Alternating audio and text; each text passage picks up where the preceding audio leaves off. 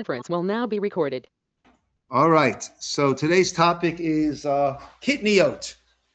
To bean or not to bean. Oh, that was pretty good, wasn't it? Show me some love, guys. Show me some love on that one. That was a good one. To bean or not to bean. Yes. So more recently, Kitniot, it used to be that the kosher certifying organizations, right, were not really. Okay. Now, even the major organizations will put out it's good for those who eat kitniot, otherwise not good, right? And there are now all of a sudden it's become a much more commercialized, publicized issue. So, as most of us probably know, the Sephardim have the custom to eat kitniot. Kitniot would include rice and beans on Pesach, right?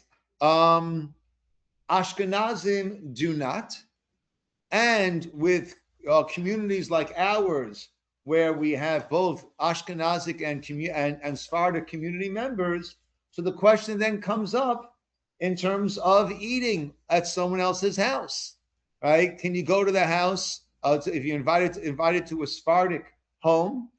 Right? What does an Ashkenazi do? Right? If they are eating, right, one would not eat kitniot, but the question would be, right, does there need to be different pots that are being used to cook the food, the non-kitniot food for the Ashkenazi person? Right? How far do we take this issue? So let us begin with where it all begins, which is in Shulchan Aruch. Okay?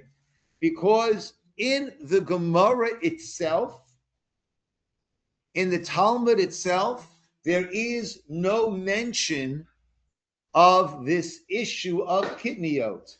Actually, what's mentioned is what's quoted in Shulchan Aruch. So let's begin at the top over there. Elu dvarim sheyotzim bahem. We have both in Hebrew and English, but the Shulchan Aruch, and we'll come to the Mishnah Berurah, will be a little bit different. Elu dvarim. These are the things, the food stuff, sheyotzim bahem yidei chovat matzah, that one can fulfill their obligation to eat matzah. Now, we have an obligation to eat matzah at the Seder, okay? We make a blessing. Actually, it's the only time we make a blessing on an obligation to eat a certain item. So it could be by karbanot also the blessing. But for us, in a non-sacrifice world, the only time we make a blessing on eating a specific food, at the Seder, we make the blessing, Asher Kiddishanu, B'mitzvosav, B'tzivanu, you sanctified us with the mitzvah and commanded us, Al Achilat Matzah, on the eating of the matzah. That is a Torah level of mitzvah. Al Achilat Maror, we also make on the eating of the maror, the bitter herbs, that in our Seders is rabbinic. But the matzah is min ha-Torah. So the following are the things that one can use to make into matzah in order to fulfill their obligation on Pesach night, on the Seder night of eating matzah. And what is that? Chitim, Saorim, Kusmin, Shivolet, Shual, Shifon. Basically the 5 grains: wheat, barley, spelt, oat, and rye. Those are the 5 grains, and that is what will truly has the potential to become chametz, to leaven and turn into a bread or a cracker that's considered leavened. And it's those grains that we use to make the matzah, which is not allowed, of course. We discussed last week, being very scrupulous not to make sure does not become chametz. But it must be from things that can become chametz, but don't become chametz.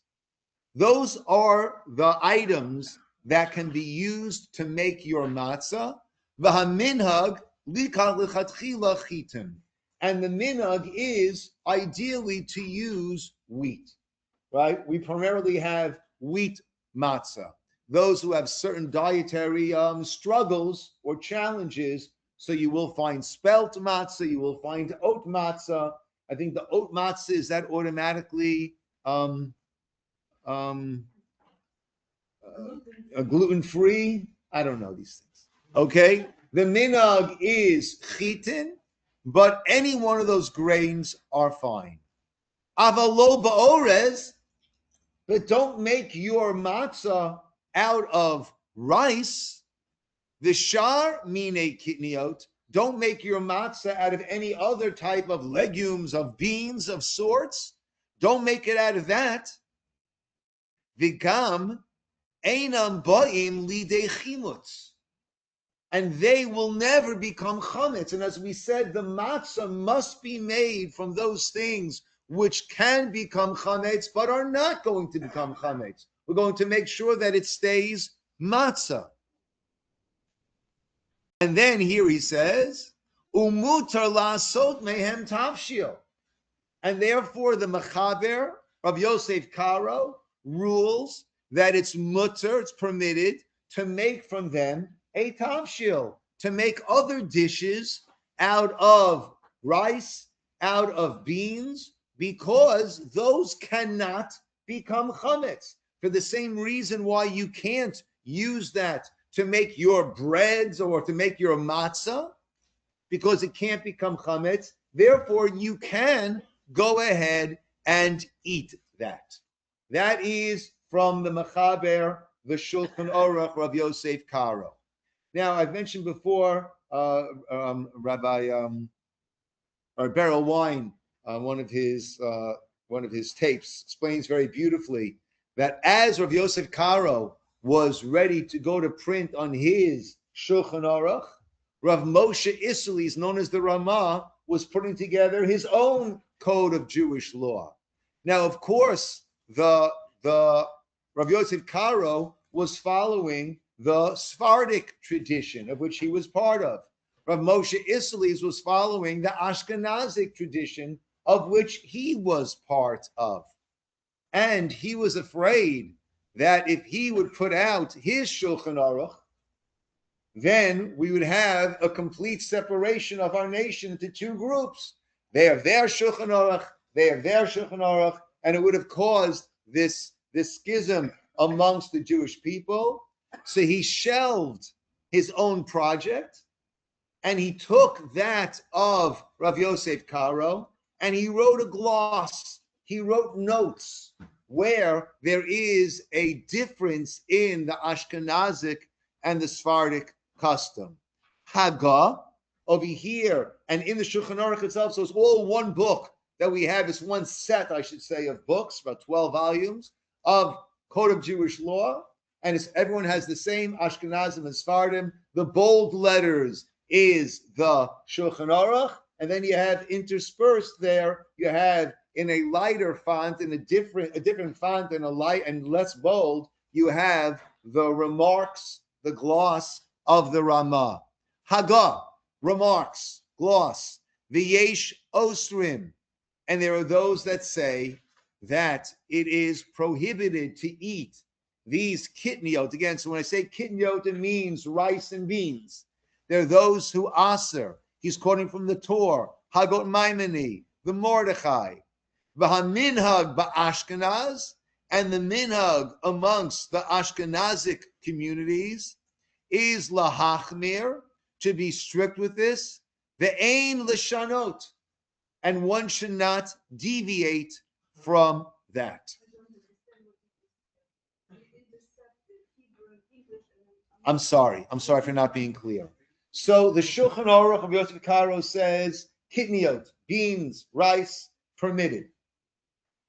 The Ramah says, amongst Rav Moshe Isserles, a great rabbi, he says, and he's the one who writes the halacha for the Ashkenaz communities, he says, I agree that according to the din, it is permitted.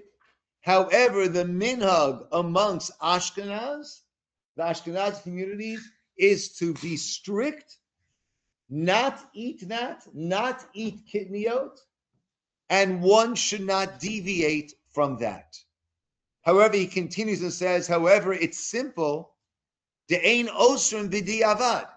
Let's say some fell in, enough lutocha tavshil, if some of it fell into your pot, right? V'chein, similarly, right? It will not prohibit it. We'll soon see how we apply that. And one can light oil that's made from them, right? Typically, anything that is chametz, we're not allowed to eat. We're not allowed to get any benefit from it, right? This becomes very, very relevant when one has pets and needs to feed their dogs, cats, fish, hamsters, whatever it might be.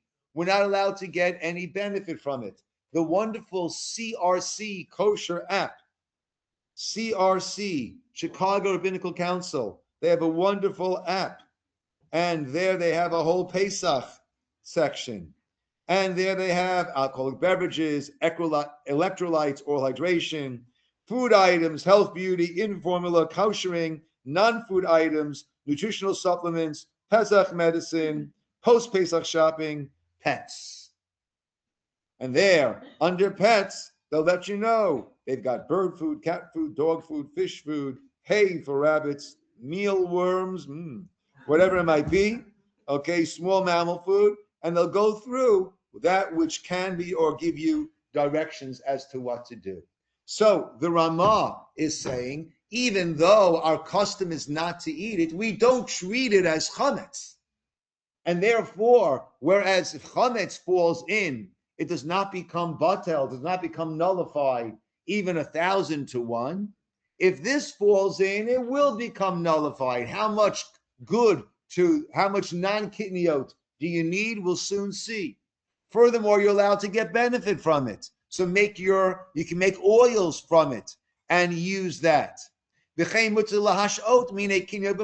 don't need to sell it. You can keep it in your house. It won't be an issue. Keeping chametz under your ownership over Pesach becomes chametz she'avar alav Pesach, chametz that Pesach has passed over it, no pun intended, and therefore, Passover again, and therefore, right, one cannot get any benefit from it. That does not apply over here.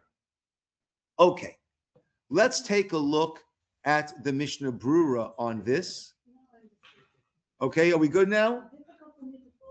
I know.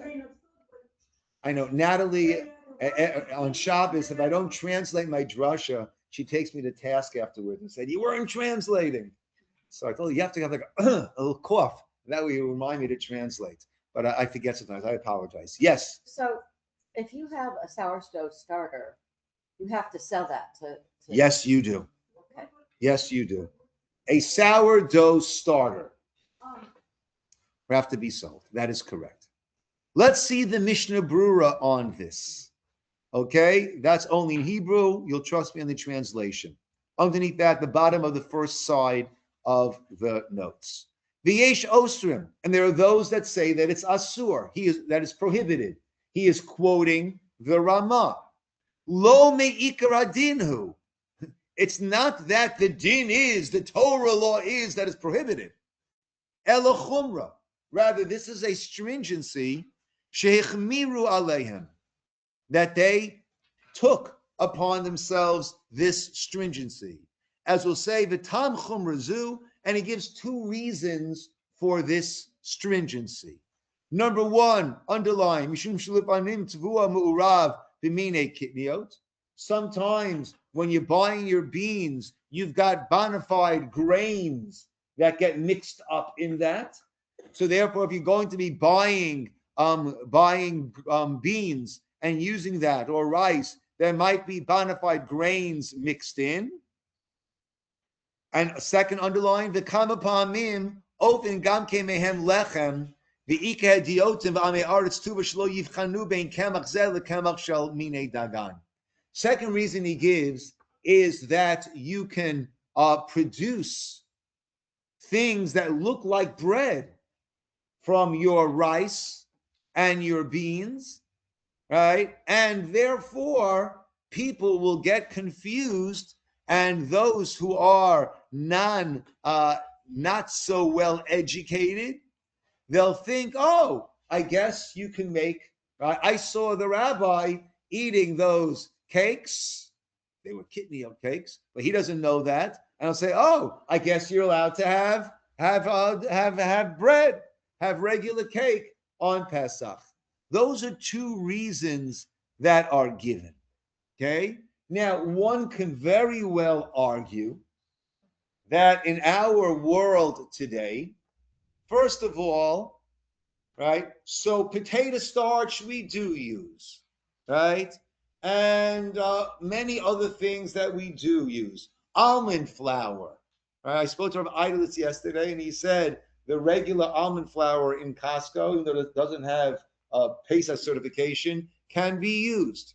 Okay? Now, you bake with almond flour. Basically, a lot of the cakes Natalie makes all year round she uses almond flour. Right? So the complaint or the concern that, well, you can make things that look like bread, right? We make cakes, we make things without using kitnios. We make things that look like breads, and look, now he makes Pesach rolls and cakes and all these things. So that doesn't seem to be a reason that is such a concern for us today. Because like I said, we have many other things that look just as much like bread or cakes. The other reason he gives about things being mixed in, right? Now it's interesting, when you buy grains in Israel, at least when I was living there 20 plus years ago, when you buy grains in Israel, you really do have lots of other things mixed, at least you did then, have lots of other things mixed in. When we buy our stuff now over here, at least in the States, probably in Israel also, right? You get what you get, right? You're not going to find any wheat kernels mixed in with your rice, or any barley in with your beans and things like that. Nevertheless, the Orthodox world maintains this custom, as the Ramah said, the Ein Lishanot, and we do not deviate. I think there was one of the big Jewish comedians, right? How did he put it? Right? He said, "Oh, Comedian? no, a comedian, yeah." So, I don't remember. I don't know exactly how he put it. Right? Oh, you can't go. Oh, you need your beans. You need your rice. You can't go 8 days without it. Marry someone of Mexican descent, right? And you'll have it every day. And you look forward to Pesach when you won't be eating it. So something that I know I get some pushback sometimes, right? But my standard response is that we have had some major heavyweight poskim. Posek halach is a person who rules Jewish law, right? Contemporary, right? In our generation, of Moshe Feinstein, right? Zatzal and others, right? And if they haven't ruled, yes, now we're allowed to have the Kitniot. So for those 8 days, right, we go without the Kitniot. But interestingly enough, we don't look to expand it further. Meaning, when quinoa first came out, right? So we said, right, maybe this should become prohibited because it is Kitniot. Let's lump it together under that Kitniot. And the approach, I would say, of most of the poskim was, listen, we're holding on to Kitniot. We're not looking to expand it further, right? These are not beans, right? It's a grain of sort, not one of the 5 grains, whatever it is. It's an ancient grain, whatever they want to call it, or whatever it is, right? We're not looking to add on, and therefore Kitniot, right, is therefore quinoa is permitted. And those who do consume Kitniot, to the best of my knowledge, they don't just go get a bag of rice, right, or a bag of beans, right? Because they're the same way when we buy Kitniot, it needs to be kosher for Passover Kitniot. Why is that? Because many of these things are processed in areas, in factories, wherever it is, where they also process grains, and there's always some dusting around, and therefore I'm pretty sure, I don't know firsthand, but I'm pretty sure when the Sephardim buy their Kitniot for Pesach, they're buying kosher lePesach Kitniot. That to be careful that it was produced in a place where was not any mixing of any of the grains or other grains being processed there, which again could cause a dusting of different things. Rabbi, Yes. we don't add things, right?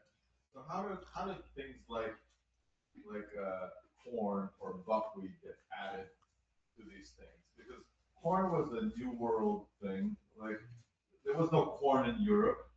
So how did corn get added to Kitniot? How did buckwheat get added to Kitniot? That grows on a plant that has nothing to do with. It's the same as quinoa. Yeah. I don't know. I don't know. Those decisions were made a long time ago, right? But it wasn't made by Ramah. Correct. Probably, I would guess that those decisions were made when there was this issue still of things getting mixed in, right?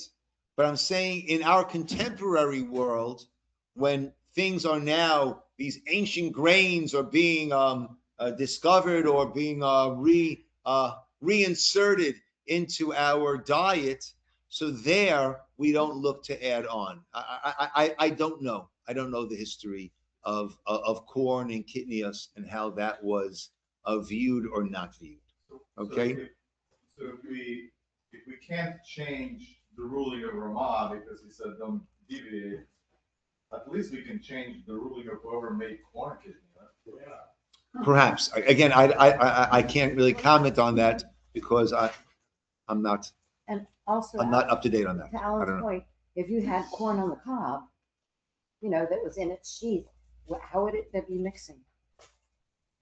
If it's Yes, not yes, processed. yes. But once we say this is going to be prohibited, we're not going to say if you have it this way, yes, that way, that, because that way things the lines get blurred very, very quickly. Yeah. Okay, let's go a little bit further in the Mishnah Berurah, number Zayin, those who can follow in Hebrew, right? And therefore, we're not lenient with this. However, in extenuating circumstance, we call Malcolm underlined by Zayin, B'shas hadchak, in extenuating circumstances,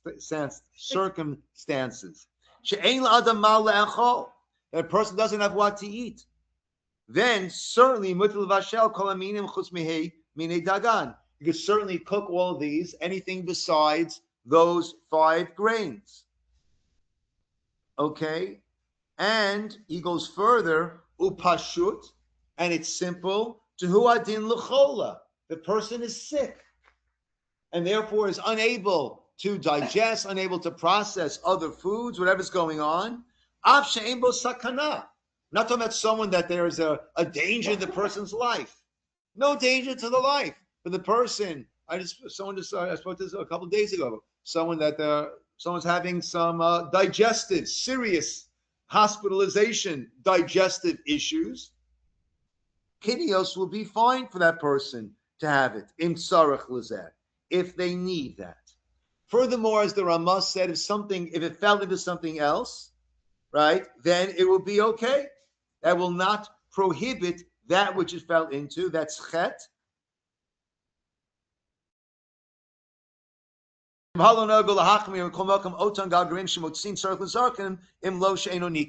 it falls in, it won't prohibit the whole pot, but if you can recognize that which fell in, you should send it out.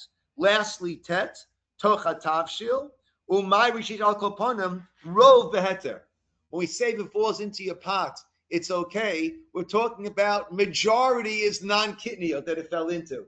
Right? It's not that this whole thing of rice fell into a couple of ounces of soup, right? You have to have majority of the good food, of the food that's non-kitnios, I should say.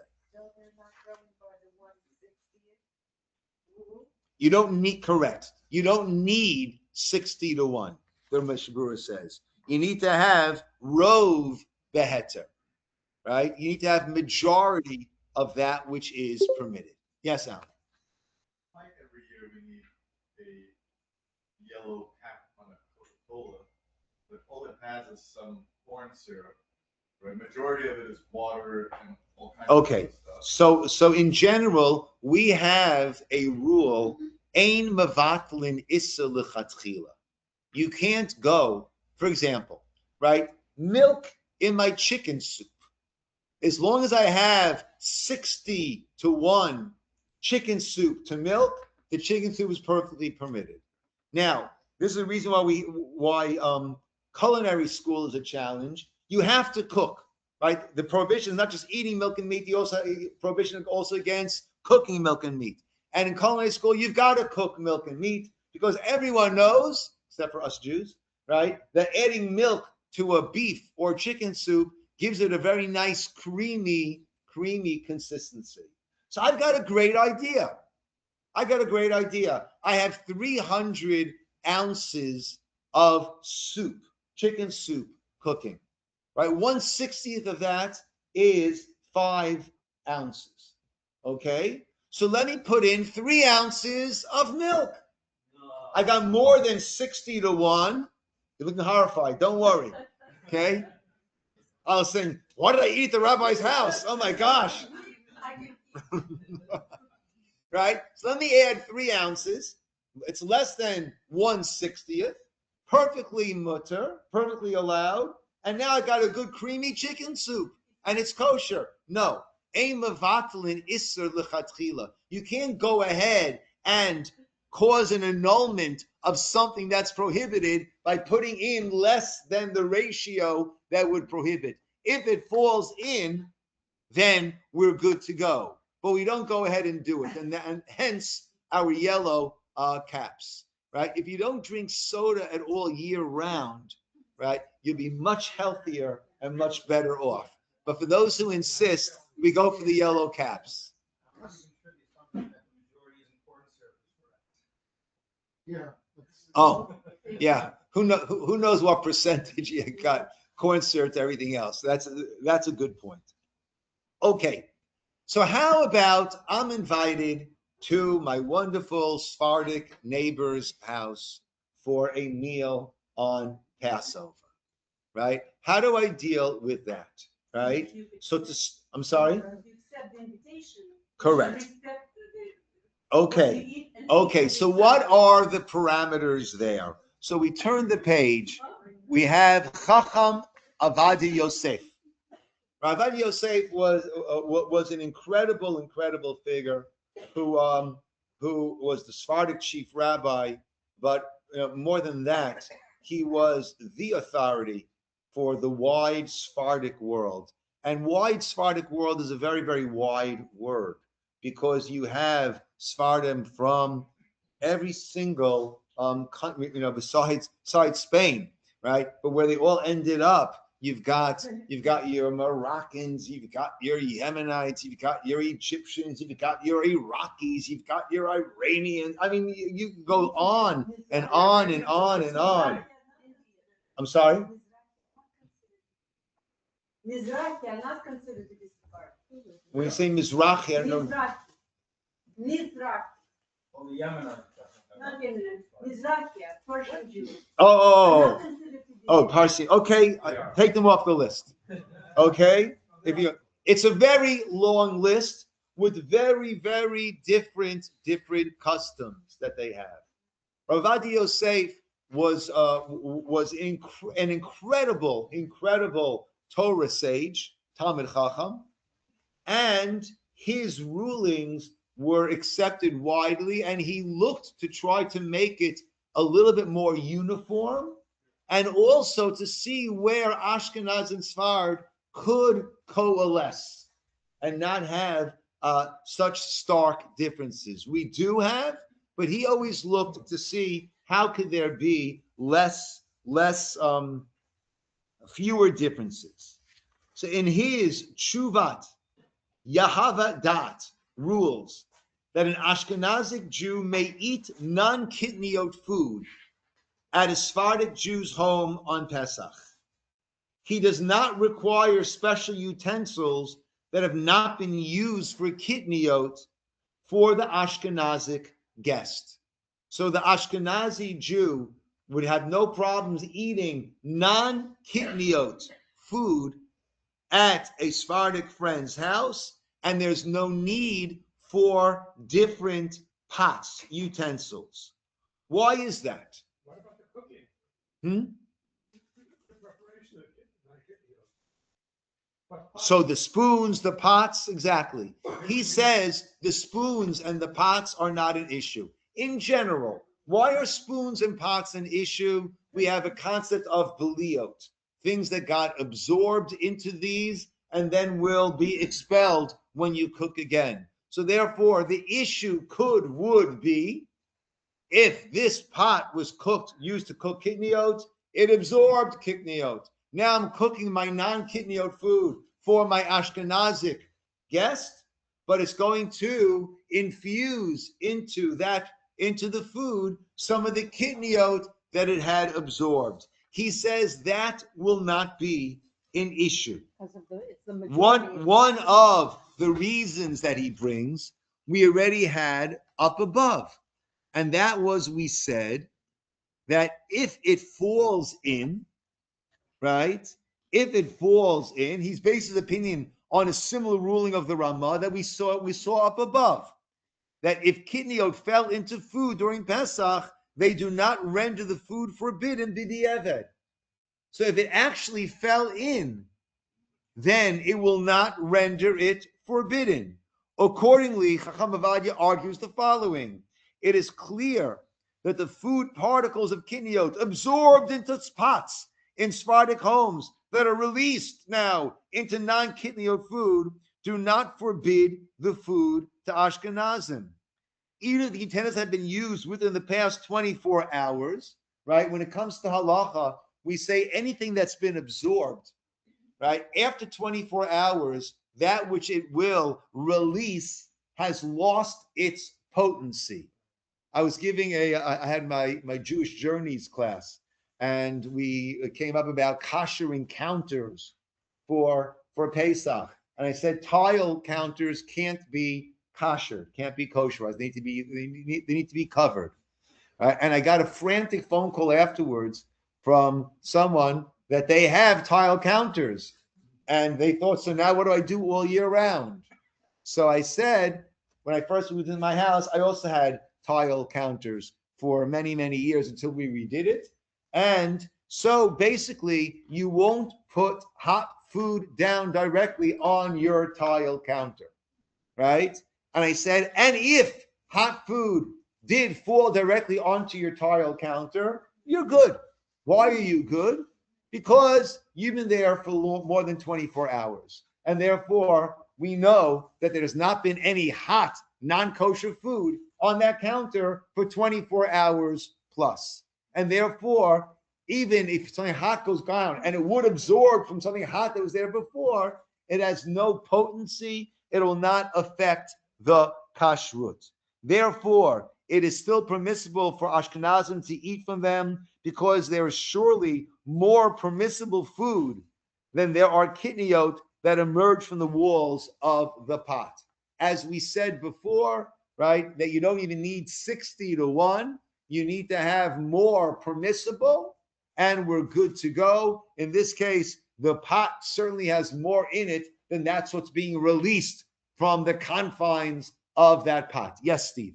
Is Rabbi advising Ashkenazim what to do, which would seem very strange to me, or is he advising Sephardim that they don't have to worry if they have Ashkenazi guests? But I'm not sure if he would be advising Ashkenazim what to do. He is giving his ruling for Ashkenazim based on the Ramah. Keep in mind. But what does that mean? He's giving his ruling for Ashkenazim. Fair enough. An Ashkenaz Jew can decide, I want to follow him, or I'm going to call my LOR, local Orthodox rabbi, and see what he has to say on it, right?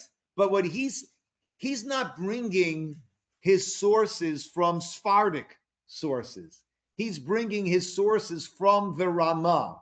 And he's saying if the Ramah says if Kitnios falls in, we're good to go, then certainly the Bliot are not going to be an issue. Even though you might argue and say, well, this might go into what I said to Alan before of the Coke, Mevatlin Islachatchila. That's where it fell in. I know my customers. That's where it fell in, right? But here you're going ahead and cooking it. So then he brings from another Ramah. Let's go further in the notes now. This is talking about Chadash, that which we've been learning about, Steve, in the morning for the past month. We've been going through this. The Chadash is new grains. Let's hear. Asur le'achol Chadash af bizman hazeh. Okay, we all know or have heard about Sfirat HaOmer, the counting of the Omer. So we all know about the counting. What's the Omer?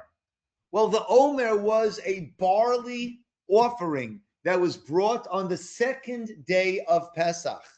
And a Torah law is, at least in Israel, a Torah law is any grain that took root after Pesach of last year, and now it's harvested, you're not allowed to eat that grain until the second day of Pesach this year. It's called Chadash or Yashan. You might see on certain baked goods with a hechsher, it says that it's Yashan, that it is old grain, meaning it already had a Pesach or a second day Pesach, an Omer day that passed over it. At that point, it becomes permitted. Before that, it is prohibited. In Israel, all the grains will only be Yashan. That's what will hit the market. And we saw an article that's actually in the Pesach, in the OU Pesach magazine, that until 1974, there was never a problem of Yashan, of Chadash, of new grains here in the States. The reason being that we had a tremendous surplus of grain, and it would be stored for years and then cycled out. So the grains that we would be having would be grains from years before, and a Pesach passed. Then in 1974, there was an amendment by Pick and someone else in the Congress. And that was in order to help get Russian Jews out of Russia. So there was this connection that was made that if they would ease the limits on their emigration from Russia, then the United States would ease its export restrictions to Russia. As a result of that, Russian Jews immigration was made, and we started exporting the grain, and we no longer had this surplus from years back, and therefore, much of the grain that we have is hitting the market within the year of it being harvested without a Pesach that has passed upon it, right? Now, we'll see in a moment. Asur le'achol, Hebrew and English. Shulchan Aruch Code of Jewish Law, Orach Chaim 489, Laws of Pesach, Yom Tov. Asur le'achol Chadash. Shulchan Aruch says one is prohibited from eating these new grains until a Pesach passes. Af bizman hazeh, even applies today. Bein lechem, bein kali, bein kamel, ad techilat leil yudchet b'Nisan, until the night of the 18th, in Israel, the night of the 17th of Nisan. Okay. Umikol mokom. Now, the Mishmur is writing this. And again, no translation, you have to take my word for it. Rov ha'olam ein nizharon klal b'isur chadash. Most of the world is not, of the Torah observant world, is not careful, is not careful, nizhar, with this prohibition of the new grains. Some say to justify this, because it's very difficult to be careful, and therefore they rely on those who say Chadash in Chutz La'aretz, outside of Israel, it's only rabbinic, right? And they only made that decree on areas close to Israel, as opposed to the states, right? Or there are those that say that it only applies to the Tvuah that is grown by Jews, not grown by non-Jews. Okay, so that is that is the state of Yashan today as we know it. Now, the Ramah writes. So again, Steve, Rabbi Vadi is bringing a proof from the Ramah. The Kotva Acharonim, the Acharonim wrote, the later halachic deciders wrote, the Achanis Harim Mechadash, even those people who are careful not to eat anything that is Chadash, or these new grains, until Pesach passes, Einan Nisharim Beflitat Kalim. They will not be careful to not use a vessel that was used by those who that Chadash was cooked in it. They're not concerned about that. In lo shebor lo shebashava mitzvah chadasha near she'apazeh ein lahachmir rak bitoch me'et le'et min abishal arishon. Unless you know for sure that Kitniot was cooked within 24 hours in there, that the Chadash was cooked in there, then we're not going to be concerned. And therefore, again, he's bringing from the Ramah that situations that we Ashkenazim differentiate and are more lenient when it comes to the beliot, when it comes to something that was absorbed by a pot and then might be released at a later point. So again, he's bringing a proof from the Ramah. He's not ruling for Sephardim. He's ruling how he sees Ashkenazim should follow. Chamavadi now has a third precedent, an important ruling of the Ramah in his gloss to Shulchan Aruch. The Ramah addresses a type of fat whose permissibility depended upon varying customs among Ashkenazi communities of his time, right? The fat that we're talking about is when we have a kosher animal, so there are parts of the animal that were sacrificial fats of the animal that would go up onto the altar. We don't eat, typically in the States, we don't eat the whole hindquarters of the animal, and that way we avoid all the problems of chalev, of gid hanasheh, of all of that. I remember years ago, with part of my irreverence, I think Hebrew National had a commercial, and they said, no ifs, ands, or buts, right, with a double T on that, right? Meaning the whole hindquarters, right, were not being used, okay? Now, when there was not such an abundance of meat, so then we would, but there was very tedious in terms of removing all those parts, and there are varying customs in terms of which fats can be eaten, which fats cannot be eaten. He permits members of the communities that abide by the strict view to eat food cooked in utensils of people in the lenient communities.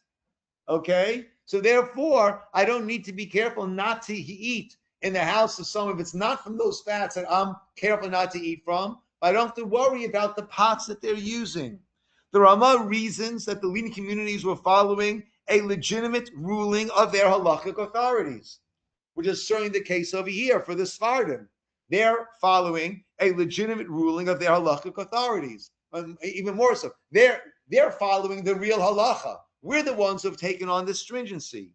Even one who was strict about the actual fat did not need be strict about its flavor, because there's a valid opinion that permits the flavor. So again, if there are those halachic opinions that permit it, I don't need to be concerned about the bliot, about that which is absorbed and then is being released.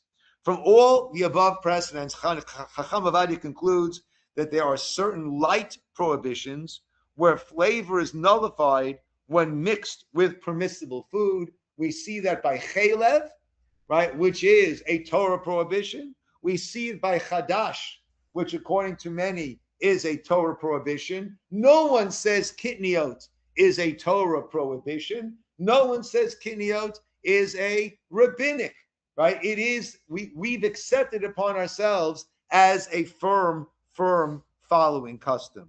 And therefore he asserts kitnios are similar in that way, and therefore, according to these rulings of the Ramah, one would be allowed to eat, right, non-kitniot food cooked in a kitniot pot. Yes, Steve?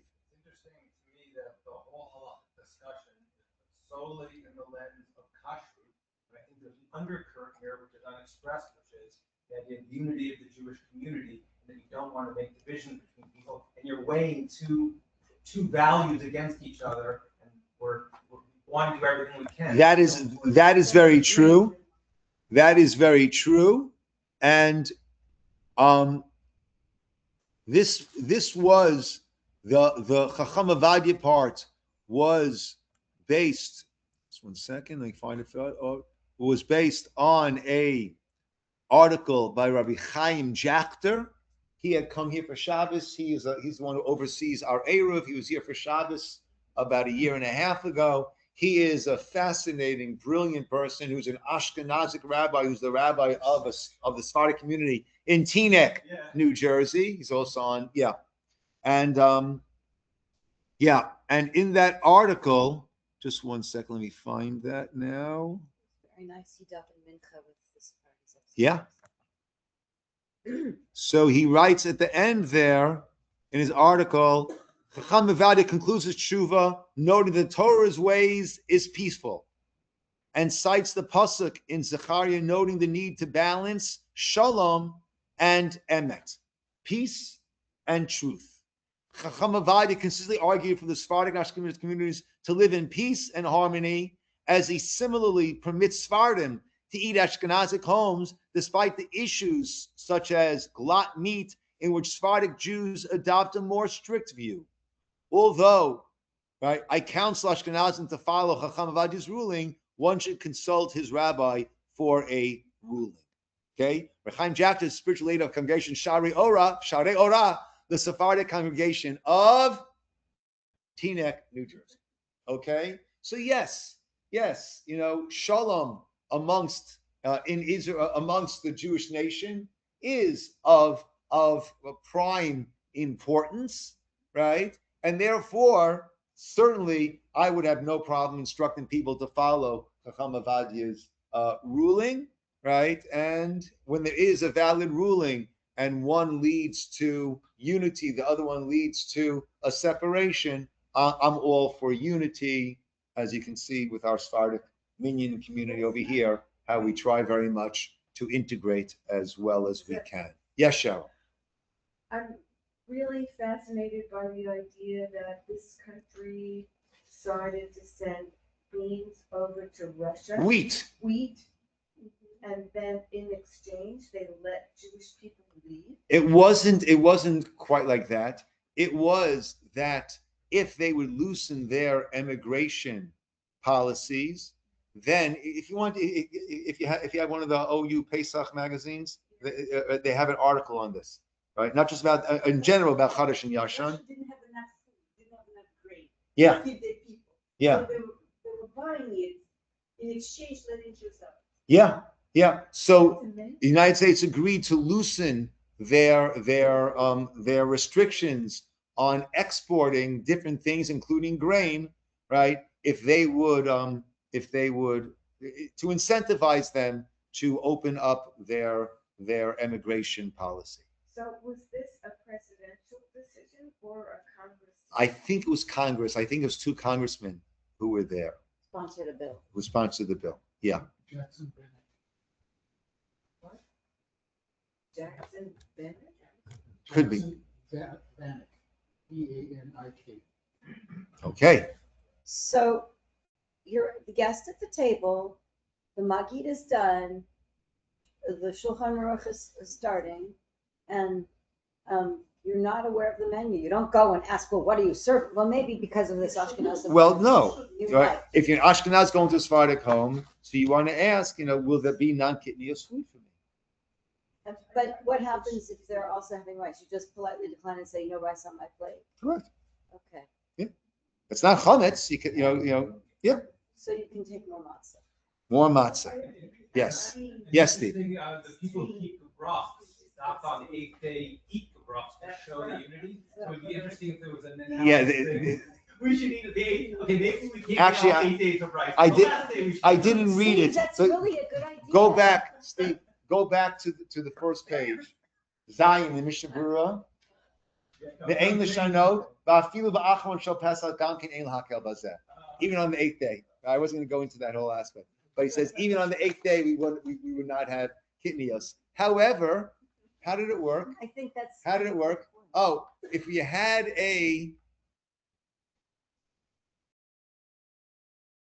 get how it worked.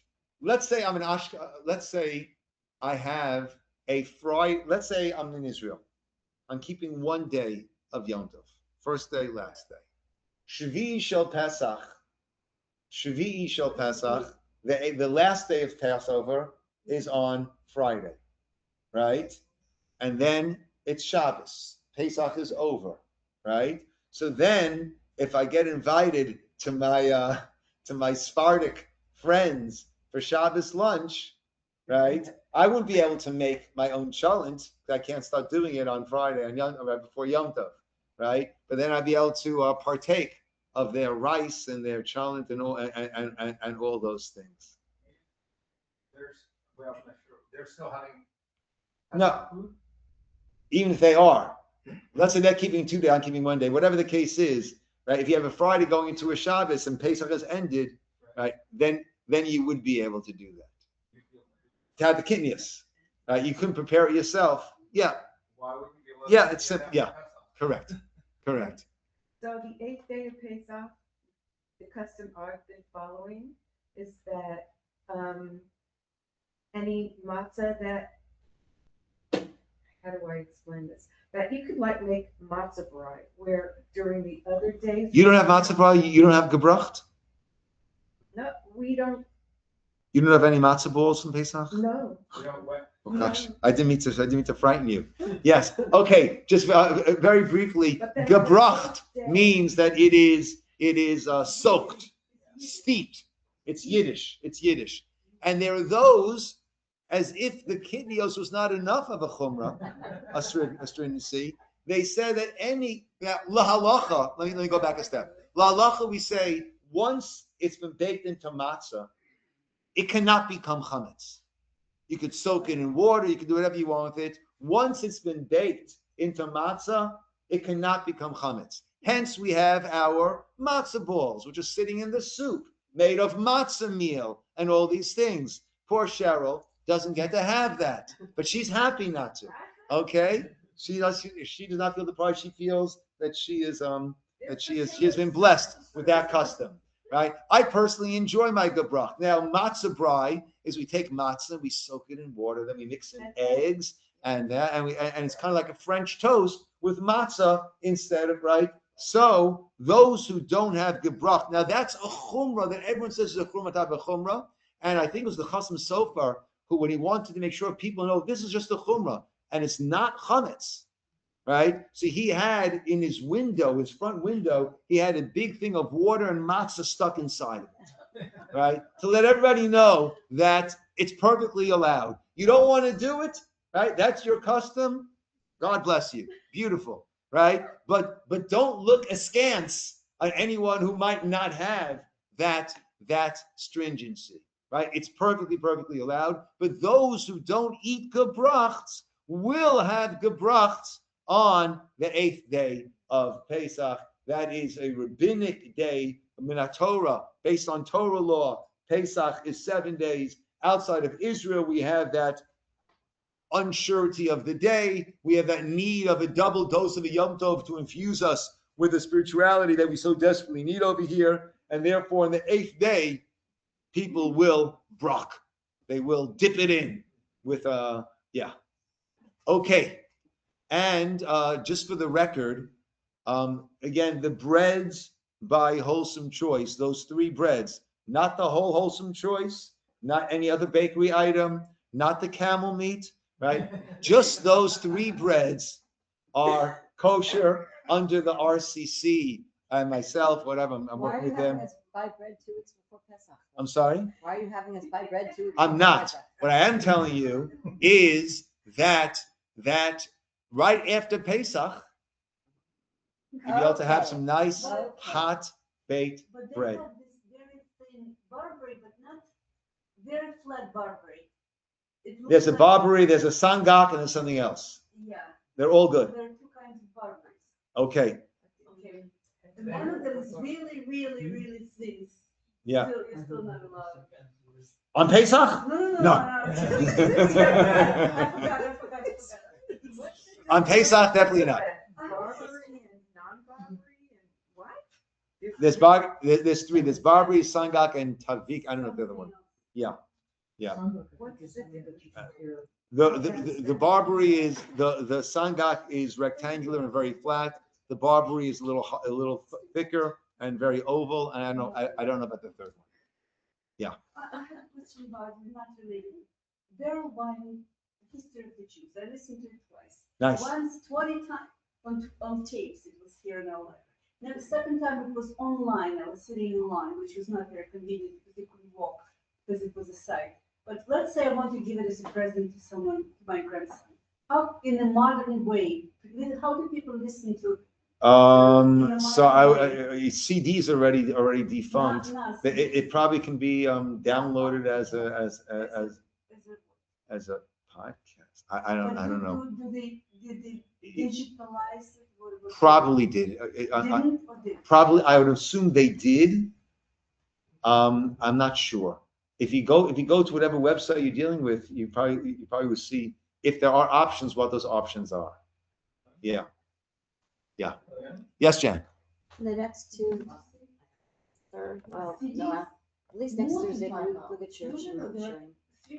At Shir HaShirim. It's not that obvious. Huh. So, What did you?